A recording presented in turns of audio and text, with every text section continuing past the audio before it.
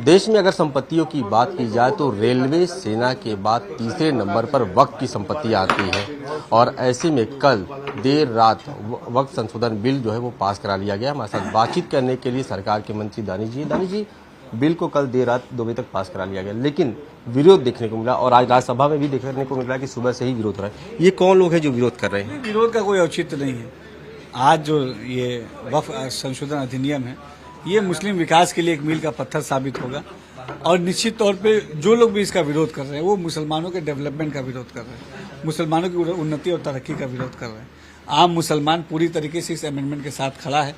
कुछ खास लोग जानबूझ के इसका विरोध कर रहे हैं क्योंकि वो नहीं चाहते कि मुसलमानों का डेवलपमेंट हो, वो नहीं चाहते कि मुसलमानों के विकास को और मजबूती देने का काम हमारी मोदी सरकार करे। वक्फ अमेंडमेंट एक्ट के आने के बाद निश्चित तौर पर मुझे पूरा विश्वास है कि जो भी वक्फ की संपत्ति है उसका प्रॉपर मैनेजमेंट होगा, प्रॉपर हैंडलिंग होगी। वक्फ की संपत्ति के माध्यम से मुसलमानों का भला हो, ये हमारी मोदी सरकार की सोच है और ये अमेंडमेंट इस सोच को और बल देने का काम करेगा।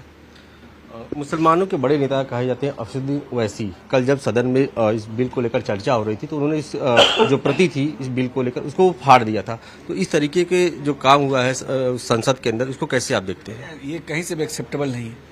आम मुसलमानों के विकास की एक नई कहानी आज सदन में लिखी जा रही है और अगर उसका विरोध जो भी कर रहा है तो मुझे लगता है कि मुसलमानों के डेवलपमेंट का विरोध कर रहा है। अक्सर देखा गया है कि वक्फ की संपत्ति को लेकर कई बार विवाद हुए हैं, कई तमाम ऐसे मामले हैं जो कि कोर्ट में चल रहे हैं। क्या लगता है कि इस बिल के पास होने के बाद लोगों को न्याय मिलेगा?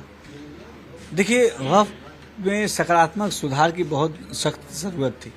उस सकारात्मक सुधार की जरूरत को हमारी सरकार ने समझा और उसी के लिए जो अमेंडमेंट आया है वही सकारात्मक सुधार है।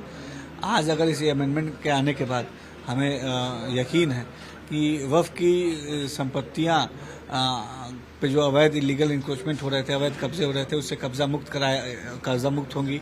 वक्फ की संपत्तियों के माध्यम से मुस्लिम समाज के बेटरमेंट के भाव को और बल मिलेगा। मुस्लिम महिलाओं का पार्टिसिपेशन वक्फ बोर्ड में बढ़ेगा, पासमानदा मुसलमानों का पार्टिसिपेशन वक्फ बोर्ड में बढ़ेगा और निश्चित तौर पर तमाम चीज़ें बहुत सकारात्मकता हमारे मुस्लिम समाज को देंगी। उत्तर प्रदेश के परिप्रेक्ष्य में अगर बात की जाए तो कितनी वक्फ की संपत्तियां उत्तर प्रदेश के अंदर हैं और कितना उसका अभी तक डाटा है? 1.25 लाख से अधिक वक्फ की संपत्तियां उत्तर प्रदेश में हैं और ये हर जनपद में है और हम यही कह रहे हैं कि ये जो वक्फ की संपत्तियां हैं इसका यूटिलाइजेशन वक्फ के माध्यम से मुसलमानों के डेवलपमेंट के लिए होना चाहिए।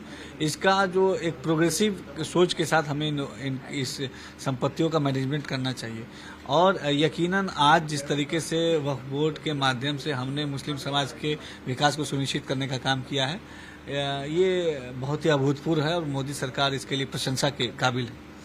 बात की जाए तो कांग्रेस सबसे ज़्यादा इसका विरोध कर रही है और कांग्रेस लगातार ये कह रही है कि इस बिल के आने से मुसलमानों को जो लगातार अपमानित किया जाएगा, उनको जो विकास है उससे पीछे किया जाएगा, उसमें भ्रष्टाचार बढ़ेगा, इस तरह के तमाम जो आरोप है वो लगाए जा रहे हैं। कांग्रेस पार्टी ने केवल मुसलमानों को बहका के, बरगला के, फुसला के अपनी राजनीतिक रोटियां सेकने का काम किया है।